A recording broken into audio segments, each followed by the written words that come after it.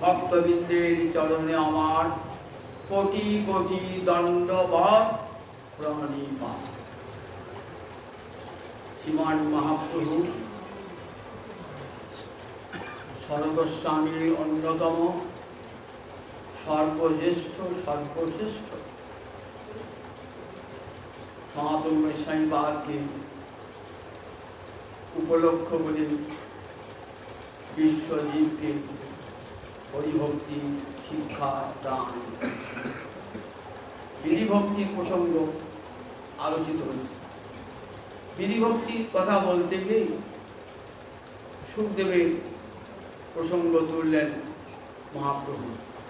হরিদ্বারে ব্রহ্মকুণ্ডের তীরে সুখদেব এসেছেন 16 বৎসরের যুবক। অঙ্গে কোনো বসন না, সারা অঙ্গ ধুলি ধূসর।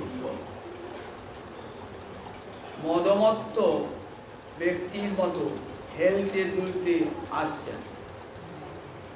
লোকে ভাবযাত্রী পাগল আসছে, অঙ্গে ব্রহ্মতেজ, যেন সূর্যের তেজকেও হার মানায় এমন অঙ্গের তেজ।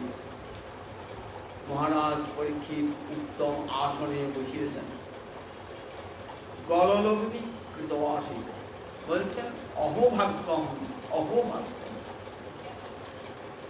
আমি অভিশপ্ত বটি, কিন্তু আমার এমন ভাগ্য যে সুখদেবকে দেবতারাও দর্শন পান না, আর সেই ব্যাসনন্দনের সুখদেব এসেছেন আমার সবাই কৃপা। এত বড় সৌভাগ্যের দিনের আছে। গঙ্গার জল এনে সুখদেবের চরণ ধুয়ে দিয়েছেন, সোনার সিংহাসনে বসিয়েছেন। কৃতবাসী, আমি তো আসন্ন মৃত্যু, এখন আমার কর্তব্য কি? এই প্রশ্ন। সেই প্রশ্নের উত্তর দিতে গিয়ে সুখদেব বলছেন, শোনো মহারাজ, তস্মাদ ভারত সর্বাত্মা ভগবান হরিশ্বর শ্রোতব্য কীর্তিতব্য স্মর্তব্য চেচ্ছতা ভয়ম। চ যুক্ত ইচ্ছতা যুক্ত অভয়, চেচ্ছতা অভয়। অভয় মানে ভয়হীনতা কে বলে? অভয়। সংসারে তো আমরা এমন সংসারে বাস করি, প্রতি মুহূর্তেই আমাদের উদ্বিগ্ন বুদ্ধি, প্রতি মুহূর্তেই ভয়ের কারণ। দেহ এবং দৈহিক বস্তুতে অহং মমত্ব বোধ এসেছে। দেহটাকে আমি বলে ভেবেছি, আর দেহের সঙ্গে যা কিছু দৈহিক বস্তুকে আমার বলে ভেবেছি। এই যে আমি আমার বোধ, এর থেকেই হয়েছে ভয়ের উৎপত্তি। ভয়ং দ্বিতীয়াভিনিবেশতস্য, ঈশ্বরকে ভুলে দ্বিতীয় বস্তুতে অভিনিবেশ করেছি, আর তার ফলে রাজা প্রজা ধনী নির্ধন ব্রাহ্মণ চণ্ডাল দেবতা ঋষি সবাই কিন্তু উদ্বিগ্ন বুদ্ধি, সবাই কিন্তু ভয়হীন জীবন কার নাই। এই সংসারের আব্রহ্মস্তম্ভ পর্যন্ত প্রতিটি জীবের অন্তরে ভয়ের সঞ্চার। সুখদেব বলছেন, মহারাজ, অভয়ম ইচ্ছতা, যদি ভয়হীন জীবন যাপন করতে চান, এই সংসার সাগর পার হতে চান, এই দুঃখের সাগর যদি পার হতে চান, মৃত্যুর ভয় থেকে মুক্তি পেতে চান, যদি অমৃতত্ব লাভ করতে চান, তাহলে একটাই পথ। ভগবান শ্রীহরি, যিনি সর্বাত্মা, শ্রীধর স্বামী এই সর্বাত্মা শব্দের টিকা কর্তৃকে বলছেন প্রেষ্ঠম। ভগবান শ্রীহরি সকলের প্রিয়।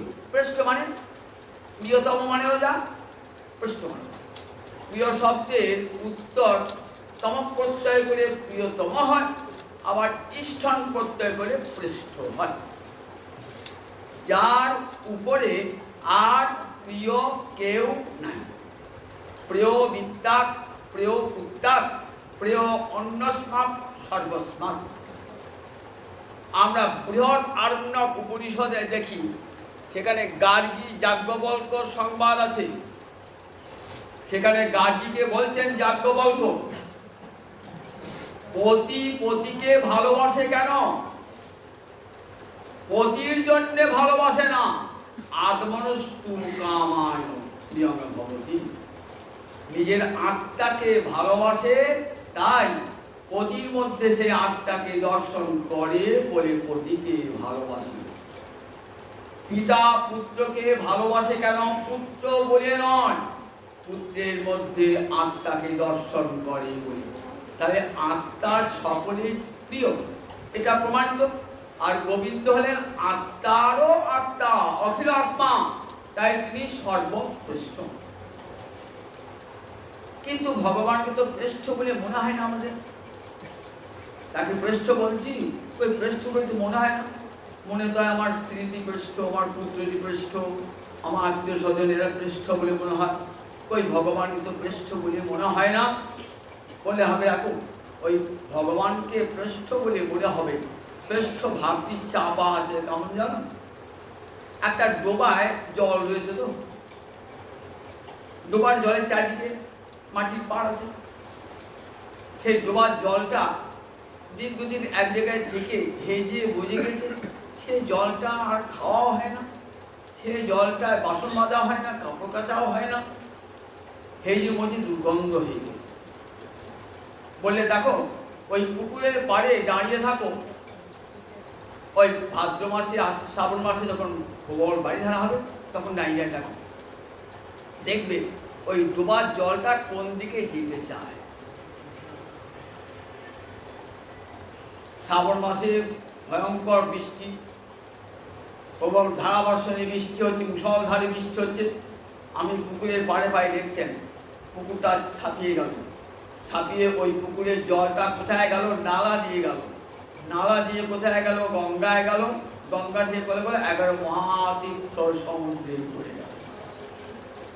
তাহলে দেখুন, ওই যে ডোবার জলটা, ওর গতি কোন দিকে? সমুদ্রের দিকে ওর গতি।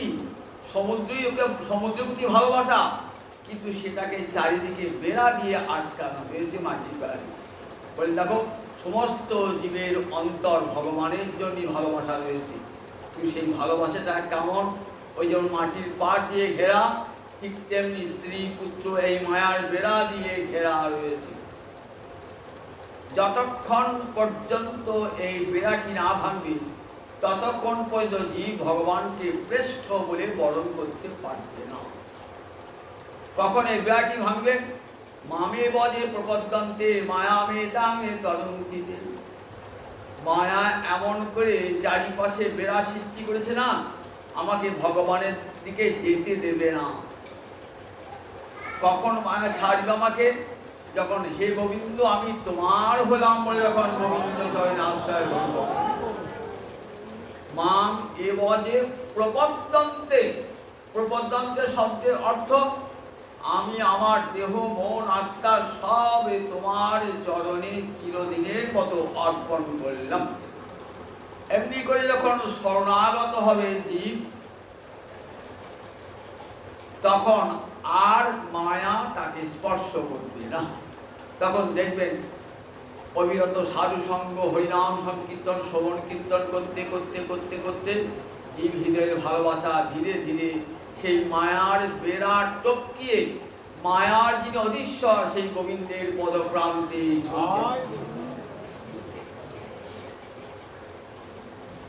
মহিষর্ব গুহাশয়ে বলছে, আমি সমস্ত জীবের হৃদয় গুহাতে রয়েছি। বলছে মনের গতি অবিচ্ছিন্ন, মনের গতি আমাদের মনের গতি অবিচ্ছিন্ন হবে কখন? হরিকথা শুনতে শুনতে, সাধু সঙ্গ করতে করতে দেখবেন ওই হৃদয়ের ভালোবাসাটা, যে ভালোবাসাটা আবদ্ধ হয়েছিল, তারপরে সেই ভালোবাসায় কত পঙ্কিলতা, কত আবিলতা।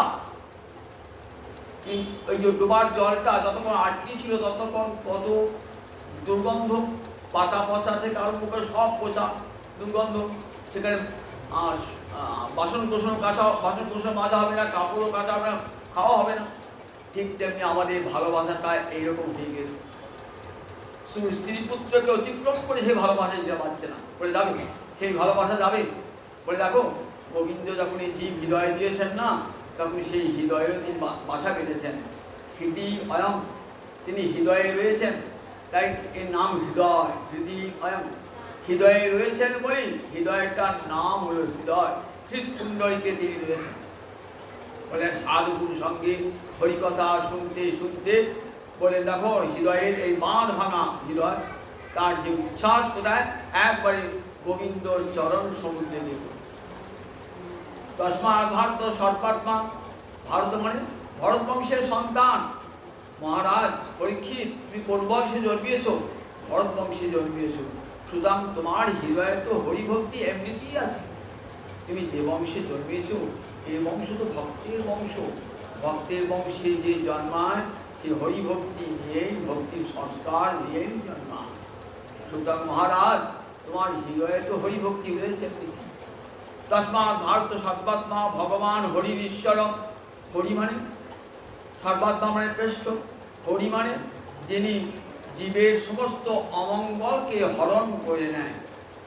তার নামই সমস্ত অমঙ্গল হরণ করে নেয়। একবার হরে কৃষ্ণ কৃষ্ণ কৃষ্ণ হরে হরে, হরে রাম রাম রাম হরে হরে। একবার হরি নামে যত পাপ হরে, পাপীর সাধ্য নাই তত পাপ করে। নামাভাস যদি থাকে, একবার নাম যদি করা হয়, তার সেই ফলে সমস্ত পাপ ধ্বংস হয়ে যায়। সমস্ত পাপ তিনি হরণ করে নেন। হরণ মানে চুরি, হরণ মানে চুরি। তো তার চুরি তো লোকে লুকিয়ে লুকিয়ে করে। চুরি ভাগ লুকিয়ে করে না। আমার হৃদয়ের পাপ তোমাকে লুকিয়ে লুকিয়ে চুরি করতে হবে না প্রভু, তুমি সাক্ষাৎ নিয়ে যাও আমার হৃদয়ের পাপটা। কেউ তোমাকে ধরবে না, কোনো পুলিশ তোমাকে গ্রেফতার করবে না। বলছে আমার হৃদয়ের পাপ তুমি সকলের সামনে নিয়ে যাও প্রভু। কিন্তু নেয় না কেন? আমরা কিন্তু যেটা অমঙ্গল তাকে মঙ্গল বলে আগড়িয়ে ধরে রয়েছি। স্ত্রী পুত্রের প্রতি মায়া, পুত্রের প্রতি ভালোবাসা, স্বামীর প্রতি ভালোবাসা, স্ত্রীর প্রতি ভালোবাসা, অর্থবিত্তের প্রতি ভালোবাসা, সেটা কি মঙ্গল বলে সেটা দেবো না। তাই সেটা কি করতে ভগবান লুকিয়ে লুকিয়ে চুরি করে নেন। দেবো না, তাকে প্রিয় বলে ধরে রেখে দিয়েছি। ভগবান কৃপা করে কি করেন, সেটি হরণ করে নেয়। পুতনা দুরিত চৌর, পুতনার প্রাণ হরণ করার সঙ্গে সঙ্গে তার সব পাপ পর্যন্ত হরণ করলেন ভগবান। তাই হরি শব্দ একটা তো হরতি ইতি হরি, যার নাম উচ্চারণ মাত্র সমস্ত পাপ অপহৃত হয়ে যায়। তস্মাৎ ভারত সর্বাত্মা ভগবান ঈশ্বর হরি। ঈশ্বর ইতি আবশ্যক বলেন, তিনি ঈশ্বর, তিনি গোবিন্দ, তাকে ভজন জীবের আবশ্যক। ভগবান ঈশ্বরকে ভজন না করলে চারি বর্ণার ছবি জ্যোতি কৃষ্ণ নাহি ভজে, স্বধর্ম করিলেও সে রোগ রবে করি মজে। চারি বর্ণের মানুষ, চারি আশ্রমের মানুষ যদি বলে আমরা আপন আপন বর্ণ ধর্ম পালন করবো, আমি ব্রাহ্মণের ছেলে আমি ব্রাহ্মণের ধর্ম পালন করব, আমি ক্ষত্রিয়ের ছেলে ক্ষত্রিয় ধর্ম পালন করব, আমার তো হরিভজনের কোনো প্রয়োজন নাই। হরিভজন করবো কেন? আমাদের মমি যে বর্ণের ধর্ম, আশ্রম ধর্ম, সে পালন করবো। তারপরে দেখো, আপন আপন বর্ণ ধর্ম, আশ্রম ধর্ম পালন করে যদি গোবিন্দ ভজন না করো, তাহলে কি হবে? পতন তথ অধম পতন হবে, স্থানাদ্রষ্টা, আপন স্থান থেকে উড়ে যাবে। তুমি যেখানে ছিলে সেখান থেকে নিচে চলে যাবে। স্থানাদ্রষ্টা পতন তথ। কারণ গোবিন্দ সবার জনক, গোবিন্দ হতে সমস্ত জীবের সৃষ্টি, মত্ত সর্বাঙ্গ প্রবর্ততে গীতায়। ভগবানই পিতা, ভগবানই মাতা। যদি পিতা মাতাকে কেউ ভালো না বাসে, তার কি গতি হয়?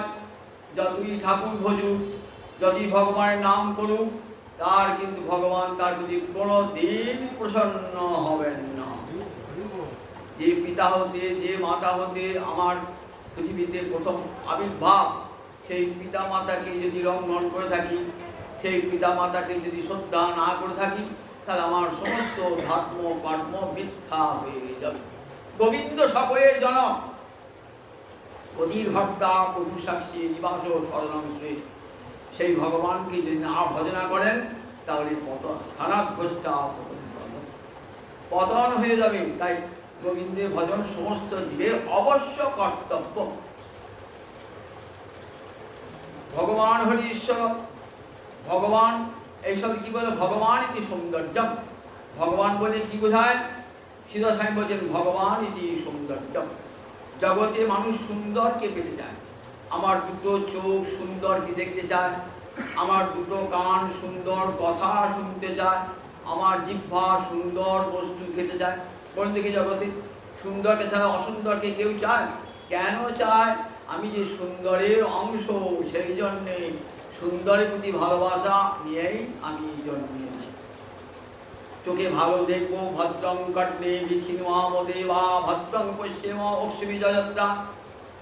বেদে ঋষিরা বলছেন সকাল উঠে কানে যেন ভালো কথা শুনতে পাই, ভালো জিনিস দেখতে পাই, দেবিত দেবতা নির্দিষ্ট পরমাণু প্রাপ্ত হয়ে যেন ভালো জিনিস দেখতে পাই, চোখে যেন ভালো কথা শুনতে পাই, যেন ভালো কথা বলি।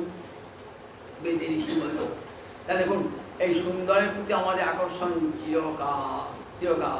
কেন সুন্দরের প্রতি আকর্ষণ চিরকাল? মহাকবি কালিদাস অভিজ্ঞান ও শকুন্তলম নাটকেও বলেছেন সুন্দরের প্রতি মানুষের যে ভালোবাসা সেটা জন্মান্তর জন্মান্তর মানুষের হৃদয়ে থেকে যায়। যখন শকুন্তলা পতিতে যাচ্ছে না, তখন একটা গান শুনছে ওই দুষ্যন্তের আর একটা রানী, তার নাম হংসপতিতা, সে গান গাইছে। তার এত গানটার মধ্যে সে এত মাধুর্য, অন্তরে বিরহ ব্যথা, তাকে ত্যাগ করেছেন দুষ্যন্ত, সে অন্তরে বিরহ ব্যথা দিয়ে সে গানটা গাইছে। ওই গানটা শুনতে শুনতে শকুন্তলার চিত্ত আকৃষ্ট হয়ে যাচ্ছে। শুধু তখন কালিদাস বলছেন এই যে দেখো সুন্দরের প্রতি আমাদের এত আকর্ষণ কেন? জন্ম জন্মান্তর আমরা জন্মান্তর সংবিধান, এক জন্মের নয়, জন্ম জন্ম আমরা সুন্দরকে ভালোবেসেছি, সুন্দর থেকে দিচ্ছি, এই সুন্দরের প্রতি আকর্ষণ। তাই ভগবান ইতি সৌন্দর্য। সুন্দর দেখতে চাও? তাহলে এক দেখো, যিনি সকল বিষয়ে সুন্দর, যার অপূর্ব বেণুমাধুর্য, যার অপূর্ব রূপমাধুর্য, যার অপূর্ব লীলা মাধুর্য, যার অপূর্ব প্রেম মাধুর্য, একবার তার দিকে নয়ন মিলে দেখো, একবার দেখো এত সুন্দর আর কেউ আছে কিনা জগতে। একবার যদি দুটি নয়ন ঘুরে আমার গৌর গোবিন্দকে দর্শন করি, জগতে আর কোনো জিনিস দর্শন করতে ইচ্ছে হবে না। একবার যেই হ্যাঁ রে সে রাখিবি রাতে নারী মনোয়ুর্মা ধন গোড়া চাঁদ। রঘুরাজ দাস গোস্বামীকে বলছে তোমার ঘরে সুন্দরী বউ ছিল, তোমার পিতা এত সম্পদ, ছেড়ে তুমি পালিয়ে কেন? তা বলছে আমাকে জিজ্ঞাসা করো না, একবার তুমি নিজে গৌরহরির বদন পানে চেয়ে দেখো। একবার যদি গৌরহরির বদন পানে চেয়ে দেখো না, তুমিও আমার মতো সংসার ছেড়ে পালিয়ে। তবে কেমন করে দেখতে হবে? দেখার জন্য নয়ন চাইতো। প্রেমাঞ্জন ছুরিত বিলোচনের সন্ত সদৈব হৃদয়েষু বিলকায়ন্তি ইয়ং শ্যাম সুন্দরং অচিন্ত গুণস্বরূপং গোবিন্দং আদি পুরুষং তমহং ভজামি। ব্রহ্মা দেখে বলছি, গোবিন্দ রূপ দর্শন করেছে ব্রহ্মা, সৃষ্টিকর্তা ব্রহ্মা পদ্মফুলের উপর বসে আছে, গোবিন্দকে দর্শন করেছে। দর্শন করে কি বলছেন? প্রভু তোমাকে সবাই দেখতে পায় না, দেখতে পেলেও অনুভব করতে পারে না। তোমাকে দেখতে হয় সাধুরা কেমন করে দেখছে না, প্রেমের কাজল মাখা নয়নে, প্রেম নয়নে তোমাকে দেখছে, তাই তারা সংসার করতে পারে না, সব ছেড়ে ছুড়ে দিয়ে তোমার চরণে এই ভগবান কি সৌন্দর্যম। এই তস্মাৎ ভারত সর্বাত্মা ভগবান হরি ঈশ্বর সতব্য কীর্তিতব্য স্মর্তব্য। তিনটে তির্তব্য প্রত্যয় দিলেন কি জন্য? কর্তব্য নির্দেশ করবার জন্যে, এটা বিধি নির্দেশ করবার জন্যে তিনটে তির্তব্য প্রত্যয়। সতব্য গোবিন্দের কথা প্রতিটি জীবের শ্রবণ করা কর্তব্য। কীর্তিতব্য অন্য কথা না বলে গোবিন্দের কথা বলাই জীবের কর্তব্য। আর কর্তব্য অন্য বিষয়ে চিন্তাকে মনে স্থান না দিয়ে একমাত্র গোবিন্দ পাদ পদ্ম স্মরণ করাই জীবের কর্তব্য।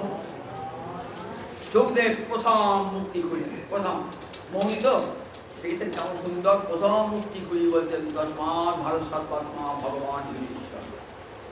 এই যে বিধি ভক্তি, বিধি ভক্তিতে শাস্ত্র শাসন থাকে। যদি বলেছি যে দু প্রকার ভক্তি, বিধি ভক্তি আর রাগানুগা ভক্তি।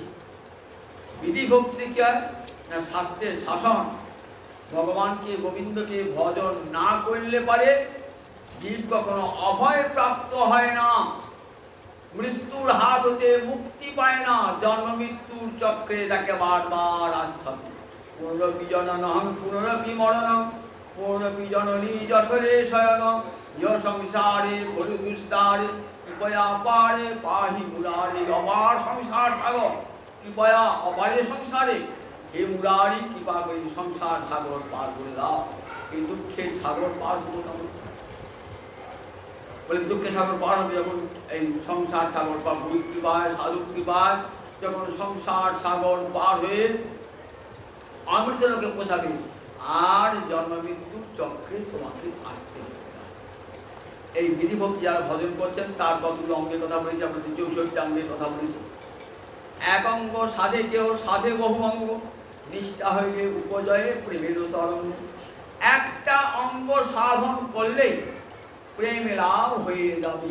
একটা অঙ্গ যদি বসে বসে শ্রবণ করেন, মহারাজ পরীক্ষিত আর কিছু করেন নাই, জীবনের শেষ প্রান্তে 7টি দিন বসে বসে শ্রবণ করেছেন।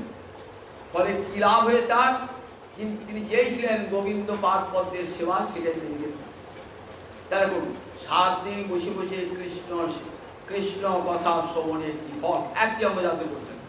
সুখদেব তো আর কিছু করেন নাই, সুখদেব 7 দিন ধরে কীর্তন করেছিলেন। এই 7 দিন কীর্তনই গোবিন্দ পাদ পদ্ম প্রাপ্ত। শ্রবণং কীর্তনং বিষ্ণু স্মরণং।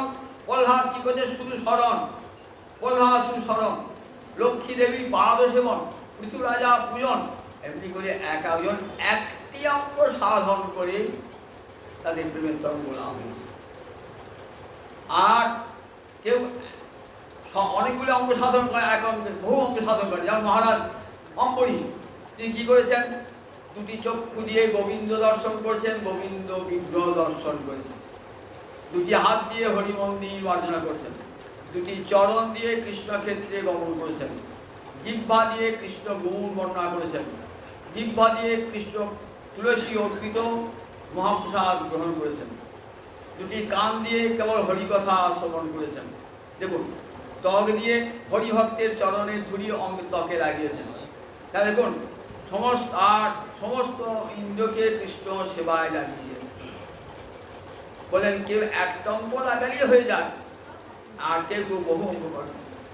বলেন এই বিধি ভক্তি যারা করে, কামতেজি ভজে কৃষ্ণ, কামতেজি ভজে কেউ কৃষ্ণ শাস্ত্রাজ্ঞা মানি।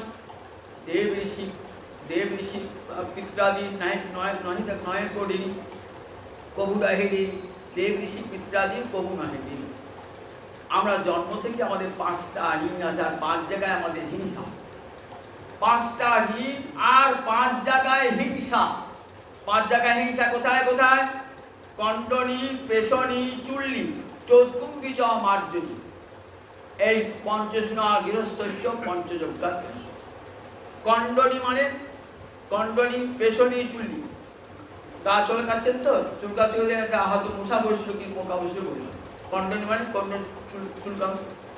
পেশনী যখন জাঁতা দিয়ে কিছু পিসছেন, দেখবেন পেশনীতে একটা পোকা এসে মাছি পড়লো, পড়ে গেল। চুল্লি উনুন ধরাচ্ছেন তো, ঘষি দিয়ে উনুন ধরাচ্ছেন, কি গ্যাসই জ্বেলেছেন, মশাই পড়ে গেল। কণ্ডনী, পেশনী, চুল্লি। উদকম্বি, উদকে মানে জল ভরছেন তো, জলে অনেক ক্ষুদ্রাতি ক্ষুদ্র পোকা থাকে। এত তার এমনই প্রাণ, জলে একটু ধাক্কা সে সহ্য করতে পারে, সামনে পড়ে যায়। জল ধরাতে জল ভরছেন তো, সে আঘাতে মৃত্যু হয়ে গেল। মার্জনী, ঝাঁটা দিয়ে উঠোন পরিষ্কার করছেন তো, দেখবেন অনেক বিয়ে মরে গেল। এখানে অনিচ্ছাকৃত, আমি চাই নাই তথাপি 5 জায়গায় হিংসা হয়ে গেল। আর 5 জায়গায় জন্ম থেকে মানুষের ঋণ থেকে যায়। 5 জায়গায় কি ঋণ? দেব ঋণ, ঋষি ঋণ, পিতৃ ঋণ, ভূত ঋণ, নৃ ঋণ। নৃমান লোকায় ঋণ, নৃমান মানুষ, মানুষের কাছে নর ঋণ বা নৃ ঋণ। তাহলে 5 জায়গায় ঋণ। 5 জায়গায় ঋণ কি কি? দেবতার কাছে ঋণ, ঋষির কাছে ঋণ, পিতামাতার কাছে ঋণ, ভূত সমস্ত জীবগণের কাছে, কুকুর বিড়াল এদের কাছে, পশু পাখি এদের কাছে ঋণ। আবার নৃঋণ, মানুষের কাছে ঋণ। আপনার পাড়া প্রতিবেশী, দেশের লোক, নগরের লোক, সমাজের লোক, রাষ্ট্রের লোক, সবার কাছে আপনি কোনো না কোনোভাবে ঋণী হয়ে রয়েছেন। দেবতার কাছে ঋণ কি করে হলো? দেবতার কাছে আমি তো দেবতার কাছে টাকা পয়সা ধার নিই নাই, তাহলে আমার ঋণ কি হলো? বললেন দেখো, টাকা পয়সা ধার নিতে হবে, দেবতার কাছে তুমি এমনি ঋণ হয়ে আছো। কীরকম ঋণ দেবতাদের কাছে? দেখো, গীতা পড়লে দেখতে হবে কেমন করে দেব ঋণ শোধ করতে হয়। গীতার 3য় অধ্যায় করে দেখুন, দেবান ভাবয়ত বনেন, তে দেবা ভাবয়ন্তু বন, পরস্পরং ভাবয়ন্ত শ্রেয় পরম অবাশ্বত। কি বলছেন ভগবান অর্জুনকে?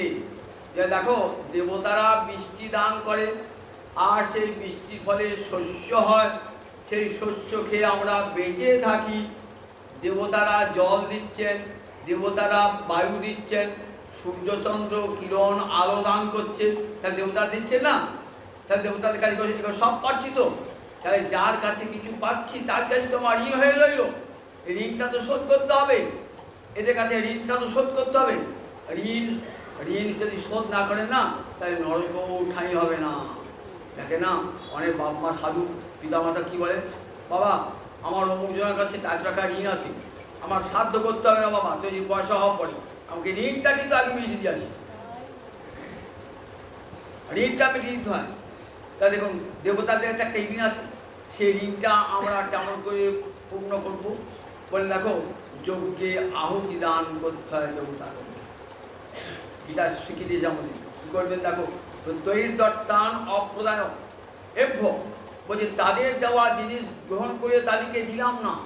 বলে যো ভুক্তে সস্তে অবশ্যই চোর, দেবতাদের কাছে শস্য পেলাম, খাদ্য আহার্য পেলাম, অথচ দেবতার উদ্দেশ্য একটু লাগালাম না। দেবতাকে দৈর্দত্তান অপ্রদায়, তাদের কাছে পাওয়া জিনিস পেয়ে তাদেরকে কিছুই দিলাম না। বললেন যো ভুক্তে সস্তেন অবশ্য, সে চোর, স্তেন মানে চোর, সে চোর। ভগবানকে না দিয়ে, দেবতাগণকে না দিয়ে যে ভোজন করে সে চোর। দেখেছেন আমাদের ভারতবর্ষের শাস্ত্রে কেমন লিখেছে? যজ্ঞ শিষ্টাশির সন্ত মুচ্যন্তে সর্বকিল বিষয়। বলে দেখো, যজ্ঞের শেষ আগেকার সাধুরা কি করতেন? গৃহী ব্যক্তিরা কি করতেন? যজ্ঞ শেষ ভোজন করতেন। কিরকম যজ্ঞ? আমাদের ঘি ঢেলে যজ্ঞ করতে হবে না, ঘি ঢেলে যজ্ঞ করতে হবে না, কাঠ দিয়ে যজ্ঞ করতে হবে না, উপবাস করে যজ্ঞ করতে হবে না। বললেন আপনি রন্ধন করলেন তো, ভগবানকে ভোগ লাগালেন, সেই ভগবানকে ভোগ লাগিয়ে কাকে দিলেন? ভগবানকে ভোগ লাগিয়ে এইবার অতিথিকে দিলেন, কুকুর বিড়াল দিকে দিলেন। যদি কেউ অভুক্ত থাকে, কেউ বাড়ির সামনে, তাকে দান করলেন। দান করে এটি যোগ্য হয়ে গেল। এরপর আপনি ভোজন করলেন, আমি অমৃত ভোজন করলেন। অমৃত ভোজন যজ্ঞ শিষ্টাশীন। আগেকার রাজারা যজ্ঞের অবশেষ ভোজন করতেন। দেখবেন মহাভারতে বলা আছে, দ্রৌপদী বলছেন যুধিষ্ঠিরকে, তুমি আগে যজ্ঞ শেষ ভোজন করে তোমার শরীর কেমন পুষ্ট হয়েছিল, আর আজ তো যজ্ঞ শেষ ভোজন করতে পারো না, বন্য ফল কেমন তুমি জীর্ণ শীর্ণ হয়ে গেছে। আগেকার রাজারা যজ্ঞ শেষ যজ্ঞ শিষ্টাশীন। যজ্ঞ শিষ্ট মানে যজ্ঞের অবশেষ, অশীন মানে ভোজন করা যায়। যজ্ঞ মুচ্যন্তে সর্বকিল বিষয়, সব পাপ তার ধ্বংস হয়ে যায়। দেবতাগণকে না দিয়ে, পশু পক্ষীকে না দিয়ে, অতিথিকে না দিয়ে আগেকার কোনো মানুষ খেতেন না। ভগবানকে নিবেদন করলেন, ভগবানকে নিবেদন করার পর কি করতেন? ভগবানকে সেই নিবেদিত অন্ন যদি বাইরের দুয়ারে কোনো অতিথি থাকে, অতিথিকে অভুক্ত তাকে খাওয়ালেন। এইবার পশু পাখিকে ডেকে ডেকে খাওয়াতেন, কিংবা কলার পাতায়, পদ্মের পাতায় অন্ন দিয়ে বলতেন কাক, কাক, শিয়াল, বিড়াল সবাই খাও। কারণ আমার সম্পদে তাদেরও কিন্তু ভাগ আছে, এটা মনে দেবেন। এই যে শিগাল কুকুর বিড়াল সম্পদটা শুধু আমার একা নয়, তারাও গোবিন্দের সন্তান, সুতরাং তাদেরও পিতার সম্পদে তাদেরও ভাগ আছে। আমরা তাদেরকে দিই না, ঠকিয়ে দিয়েছি, তাই তারা কি করে চুরি করে খেয়ে পালা। দেখেন না, হনুমান এসে বলা চুরি করে পালাচ্ছে, আমরা বিস্কুটে করতে পারি, আমার ভাগ নাই, আমার ভাগ দিয়েছি, ওরা ভাগ দিয়ে এই সম্পদে আমার তো ভাগ, আমি তো গোবিন্দের সন্তান, আমার তো ভাগ আছে, আমাকে দিস নাই তো, তা আমি কী করবো? চুরি করে খাবো, চুরি করে খাবো।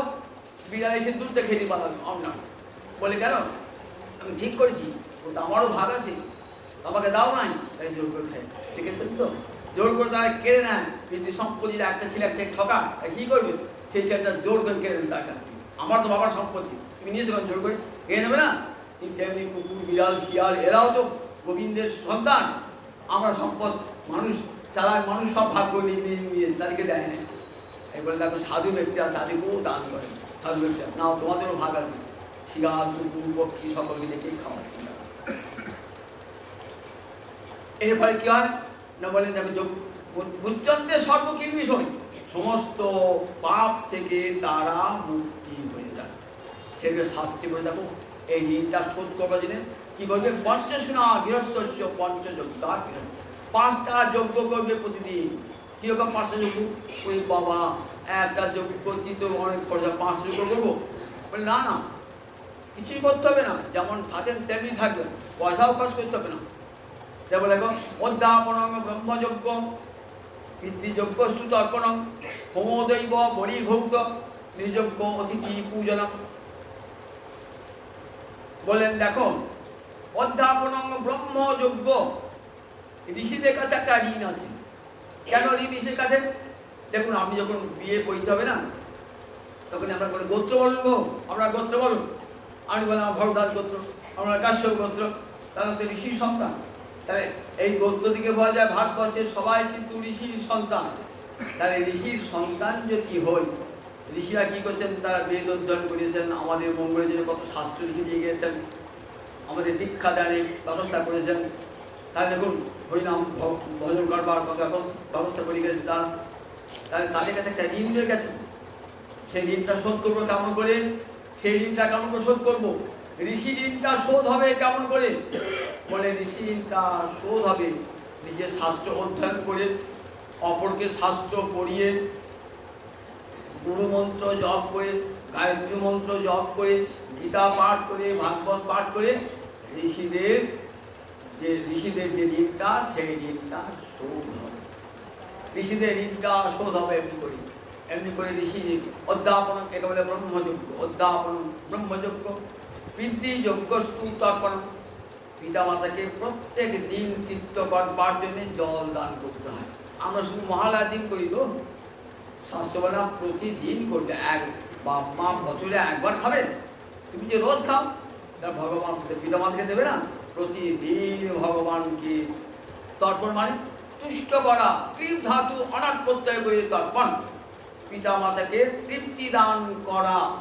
তোমরা আমাদেরকে জন্মদান করেছো, সুতরাং তোমরা আমাদের আদ্য গুরু, তোমাদের থেকে আমাদের প্রকাশ, কত কৃপা করে আমাদেরকে মানুষ করেছো। মা জননী জন্মৈশ্বর স্বর্গাদেবী গরিয়সী, ভূমে গরিয়সী মাতা গর্ভধারণ পশুনা, অতহি ত্রিষু লোকেশু নাস্তি মাদ্দি সম। কি বলছে শাস্ত্রে? কি বলছে দেখুন, মা কেমন বলছেন দেখো, পিতুরোপধিকা মাতা, পিতা চো মাতা বড়, গর্ভে ধারণ করে সন্তানকে পোষণ করে। কত দুঃখ কষ্ট মাকে সহ্য করতে যে আমাকে মানুষ করবার জন্য। সেই মাকে যদি মনে না রাখি, তাকে যদি তর্পণ না করি, তাই দিলাম হবে না? পাপ হবে না? পাপ হবে না? যতই ধর্ম কর্ম তাদের কথা মনে রাখতে হবে। পিতা সর্ব পিতা ধর্ম, পিতা হি পরমমিতপ, ভিতরি প্রতিমা পণ্ডে প্রিয়ন্তে সর্বদেবতা। পিতাই সর্ব, পিতাই ধর্ম, পিতাই তপস্যা, পিতরি প্রতিমা পণ্ডে। পিতা যদি প্রসন্ন হন, পিতরি সপ্তমী বিভক্তি আছে, ভাবে সপ্তমী, পিতরি প্রতিমা পণ্ডে। পিতা যদি প্রসন্ন হন তবে সর্বদেবতা প্রসন্ন হবে। পিতাকে প্রসন্ন করেন না, মাকে প্রসন্ন করেন নাই। মাকে বৃদ্ধাশ্রমে পাঠিয়ে দিয়েছেন, বাবাকে যদি খেতে দেন না, আর এদিকে সে কত খঞ্জনিবাজি হরিনাম করছে, বলে কিছুই হবে না তোমার, কিছুই হবে না তোমার। বলেন দেখো পিতা মাতার কাছে ঋণটা করলেন, শোধ করলেন না। তাই পিতা ধর্ম পিতা স্বর্গ পিতা ধর্ম পিতা হি পরম পিতা পরম পুরুষা যা হতে আমি এসেছি জগতে যার করুণায়। তাহলে পিতৃঋণ শোধ করতে হবে কি করে? প্রতিদিন তর্পণ করি, কিছু না কর গোবিন্দের চরণামৃত বিদ্বিঘ্ন সদা বলে দেন পিতা মাতার উদ্দেশ্যে দেন। তাহলে পিতৃঋণ সদা বলে পিতৃযোগে তর্পণ। হোমদৈব বাড়িতে হোম করেন তো, আমরা আগে যজ্ঞ করতাম, আমরা যজ্ঞ করতে পারি না, সামান্য হোম করি। হোম না করেন ভগবানের অর্চনা করলেই হবে। হোমদৈব সেইটা করে ভগবান প্রসাদ লাগালেন, সেই প্রসাদ দেবতার উদ্দেশ্যে অর্পণ করলেন। তাই সেটা দৈবযজ্ঞ হয়ে গেল, দৈবযজ্ঞ হয়ে গেল।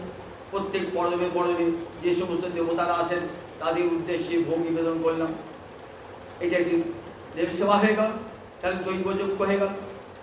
হোমদৈব বলির ভোগ। এইবার কাক পক্ষী এসব এরা রয়েছেন তো, এদের কাছে ঋণ রয়ে গেছে। কেন ঋণ রয়েছে? এরা আমাদের উপকার করে, এরা আমাদের পরম বন্ধু। দেখেন একটা শ্রেষ্ঠা পড়ে রয়েছে রাস্তাতে, তো আমি যাচ্ছি তো পাটা মারিয়ে গেলেন, কিন্তু কাক যে থাকে সেটা খেয়ে দিবা লাগে। তাহলে পরিবেশটাকে কেমন সুস্থ থাকতে দেখুন, পরিবেশ বান্ধব কেমন দেখুন। এরা সব কুকুর দেখুন, বিড়াল, এগুলো সব কিন্তু আমাদের পরিবেশ বান্ধব। একদিন ঋষিরা বলে এসেছিলেন, তখন মানুষ বিশ্বাস করে না। আমাদের ভারতবর্ষের সভ্যতা ছিল তপবন ভিত্তিক, ভারতবর্ষের সভ্যতা আশ্রম ভিত্তিক। সেই তপবন ভিত্তিক সভ্যতায় দেখেছেন তো, সেখানে প্রতিটি পশু পাখির প্রতি কি মমতা। শকুন্তলা জল দিচ্ছে, গাছে জল দিচ্ছেন তো শকুন্তলা, কেমন ঠিক মা যেমন ছেলেকে দুধ খাওয়ায়, ঠিক তেমনি করে গাছের প্রতি এত মমতা না, প্রতিদিন কলসি করে জল এনে দিচ্ছেন। একটি গাছের ফুল তুলছেন, জোর করে ফুল তুলছেন না, পড়ে গেছে সেই ফুল নেবেন, গাছের লাগবে, গাছের পাতা ভাঙছেন না। দেখেছেন তো, গাছে জল না দিয়ে শকুন্তলা গাছে জল না দিয়ে নিজে জল খেতেন না। আবার দেখুন হরিণ, একটা হরিণীর পা কোথায় লেগে রক্ত বার হচ্ছে, তাকে ওষুধ লাগাচ্ছেন, কত মাতৃস্নেহে কি করছেন, তাকে মাতৃস্নেহে তাকে ওষুধ লাগিয়ে দিচ্ছেন। তাহলে দেখুন কতখানি এই বনে পশু আর কি তারা জানতো এরা আমার আত্মীয় প্রিয়জন, তাই তাদের হিংসা ছিল না। তখনকার দিনে বলেতে বাঘ সিংহ সব তো ছেড়ে বেড়াতো, সেখানে কি করে মুনি ঋষি থাকতো, মুনি ঋষিরা কেমন করে থাকতো। আমরা বাঘ নিলে বাবা 50 বছর দূর থেকে পালিয়ে আসবো, আমরা 50, আর মুনি ঋষিরা সেই বাঘ সিংহকে নিয়ে বসবাস করছেন, তারা যেন আত্মীয় প্রতিবেশী। কি করে জানতেন এদের মনে হিংসা দেয়, এরা আমাদেরকে মারবে না, কাজে আমরাও মারবো না। দেখেছেন তো, এমন ভালোবাসা ছিল সমস্ত বন্য প্রাণীর প্রতি, এত ভালোবাসা, বৃক্ষের প্রতি এত ভালোবাসা। এতদিন আমাদের স্মরণ হয়েছে, দেখো এরা সব পরিবেশ গন্ধ, এদিকে মেরো না, গাছে পেরে কুটো না। তোমার গায়ে পেরে কুদলে যেমন তোমার কষ্ট হয়, গাছে পেরে কুদলেও গাছের তেমনি কষ্ট হয়। গাছের ডাল অকারণে কেটো না, যেন গাছটা কষ্ট না পায়। তোমার হাতটা যদি কেটে দেয় তোমার কষ্ট হবে না। এই যেমন এখন যারা পরিবেশ প্রেমিক, পরিবেশ সচেতন, তারা সবাই বলছেন দেখো এমনি করে গাছ নষ্ট করো না। তবে কত প্রাচীনকালে রামায়ণ পড়ুন, মহাভারত পড়ুন, মহাকবিদের নাটক নাটক পড়ুন, কাব্য পড়ুন, দেখবেন কত ভালোবাসা বন্য প্রকৃতি, তাদের কত ভালোবাসা। এই ভালোবাসা দেখুন প্রতিটি মানুষের প্রতি ভালোবাসা। তাই হোমদৈব বলির্ভৌত, তাই বলির্ভৌত পরিমাণে দান, কি দান, উপহার দান দাও। কুকুর বিড়াল তাদের যদি অন্ন দাও, খাবার করে তাদেরকে অন্ন দাও। নির্যজ্ঞ অতিথি পূজনম, আর একটা যজ্ঞ আছে নরযজ্ঞ। কেন কি নরযজ্ঞটা কি? তা বলেন দেখো তোমার পিতা মাতা ছাড়াও তোমার পরিবারের অন্যান্য লোকেরাও তোমাকে মানুষকে সাহায্য করছেন, তোমাকে করে নিয়েছেন, কতবার ধুয়ে উঠে গিয়েছো, পড়ে গিয়েছো, পড়ে নিয়েছে। আবার তোমার পাশের প্রতিবেশীটাও তোমাকে অনেক সাহায্য করেছে। আবার তোমার গ্রামের মানুষ, তোমার শহরের মানুষ, দেখো কৃষক ধান উৎপাদন করেছে, কৃষক ধান উৎপাদন ঘরাবি তোমার ঘরটা ছাই দিয়েছে, ঘরটা তৈরি করেছে। সুতরাং তারাও তোমার বন্ধু, তারাও তোমাকে বেঁচে থাকতে সাহায্য করেছে বন্ধুর মতো। সুতরাং তাদের প্রতি তোমার একটা ঋণ আছে। বলেন দেখো সে তো পয়সা নিয়ে করেছে, বলে পয়সা দিয়ে সে যে না করতো তা তুমি খেতে পেতে? চাষি বলতো আমি পয়সাও নেবো না, চাষও করবো না, তা খাওয়া। এবার পেটে গামছা বেঁধে থাকতে হতো। তাহলে দেখুন চাষি সেও কত উপকার করে, পয়সা বেশি করেছে। তাহলে তাদের কাছে আমাদের একটা ঋণ রয়ে গেছে। সে কি করবো? অতিথি পূজনম, অতিথি সেবা করবো। অতিথি এমনই, অতিথি দেব ভব। ভারতবর্ষের আর্য ঋষিরা যখন দীক্ষান্ত ভাষণ দিতেন, দীক্ষান্ত ভাষণ কখন হয়? তোলে পড়াশোনা শেষ হয়ে গেল, চতুর্থে পড়া শেষ হয়ে গেল, পড়া শেষ হওয়ার পর এবার ব্রহ্মচর্য শেষ হয়ে গেছে, এইবার গার্হস্থ্যে প্রবেশ করবে। তখন কি করে? তখন ঋষিরা ছাত্রদিকে বসিয়ে দীক্ষান্ত ভাষণ দিতেন। এখন যেমন ইউনিভার্সিটি বিশ্ববিদ্যালয়ে কি হয়? সমাবর্তন উৎসব। সমাবর্তন উৎসব আজকে নতুন তৈরি নয়, প্রাচীন কাল থেকে হয়ে আসছে এই সমাবর্তন উৎসব। ভারতবর্ষের ঋষিরাই প্রবর্তন করেছেন দীক্ষান্ত ভাষণ। সেখানে বড় বড় পণ্ডিত বিদ্যার লোকেরা ভাষণ দান করতেন, তাই বলতে দীক্ষান্ত ভাষণ। সেখানে দেখবেন কি বলছে তৈত্র উপনিষদে, অতিথি দেব ভব, অতিথিকে দেবতা জ্ঞান করবে। পিতৃ দেব ভব, পিতাকে দেবতা জ্ঞান করবে। মাতৃ দেব ভব, মাকে দেবীর মতো জ্ঞান করবে। দেখেছেন তো এগুলো সব উপদেশ। সংসারে ঢুকবে, সংসারে ঢোকার পূর্বে সব উপদেশ দিবে। সংসার ঢোকার পূর্বে দীক্ষান্ত ভাষণ দিচ্ছেন। ব্রহ্মচর্য থেকে এবার গার্হস্থ্যে প্রবেশ করবে। তখন যে ভাষণ দিতে ঋষিরা এখন যে দীক্ষান্ত ভাষণ। এবং এই যে অতিথি পূজন, অতিথি দেব, অতিথিকে দেবতা জ্ঞান করবে। তোমার গৃহে কোনো অতিথি এসেছে, বলে অতিথি সেবা, আমরা তো খাওয়া দাওয়া হয়ে গেছে, আবার একটু করে রান্না বান্না। বলে না না, তোমাকে রান্নাও করতে হবে না, বাজারও ছুটতে হবে না, চালও কিনতে হবে না, ডালও কিনতে হবে না। তাহলে কি করে সেবা করবো? তৃণানি ভূমিরুদকং বাক চতুর্থী চ সুমিতা এদান্নবি শতাঙ্গে নচ্ছিন্দন্তি। বলে একটা তৃণনির্মিত আসন, একটা আসন তো আপনার ঘরে থাকবে। যদি ভালো আসন নাই থাকে, পয়সার অভাবে কিনতে পারেন নাই, কিন্তু তৃণনির্মিত একটা কুশের আসন তো থাকবে, সেটাকে দিতে বলবে। একটু বসবার জায়গা, আমি গাছ তলায় থাকুন আর ছাঁচ তলায় থাকুন, যেখানে থাকুন রাস্তার ধারে থাকুন, আপনি একটু বসার জায়গা পেয়েছেন, ও আমার কাছে একটু বসা যাবে। একটু পুকুরে জল এনে খাওয়ালেন, ওরকম তৃণানি ভূমিরুদকং বাক চতুর্থী। এত যে মিষ্টি কথা, ভালো কথা তো বলতে পারা যায়। ইতান্নবি সাধুজনে গিয়ে এই চারটে জিনিসের কখনো উচ্ছনে, এই চারটে জিনিস কখনো বিরষ্ট হয় না। সাধুদের গিয়ে চারটে জিনিস সব সহজ হয়। এটি হচ্ছে হয়ে যাচ্ছে। আর যদি দূর দূর করে ফিরে দিলেন, যাবো আমরা সময় না, তোমার সকাল বেরো, তাই দিলেন, কি হবে ফলটা? এখন আমরা তো অতিথিকরণ সব বিরাট বিরক্তের দূর থেকে তাড়িয়ে দিই, তার ফলটা কি হবে?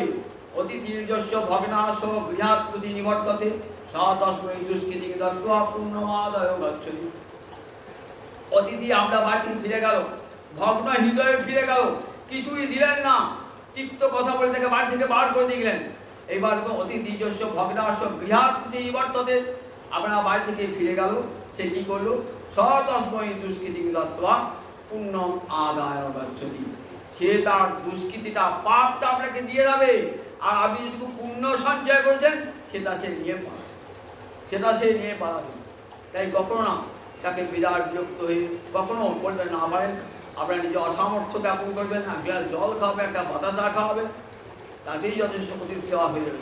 এই অতিথি সেবা পরম ধর্ম নির্যোগ্য অতিথি পূজন। এই অতিথি সেবা বলেন এইগুলি এই পঞ্চযজ্ঞ যদি কামত্যাজি কৃষ্ণভাজে শাস্ত্রাজ্ঞা মানি, মানে যারা ইহলোকের কামনা পরলোকের কামনা পরিত্যাগ করে শাস্ত্রের আজ্ঞা মেনে গোবিন্দ চরণ ভজনা করেন, তারা যদি পঞ্চঋণ শ্রদ্ধা করেন, তাদের কোনো ক্ষতি হবে? বললেন না, ক্ষতি হবে না। সেটা আবার পরের দিন শোনাবো। 8টা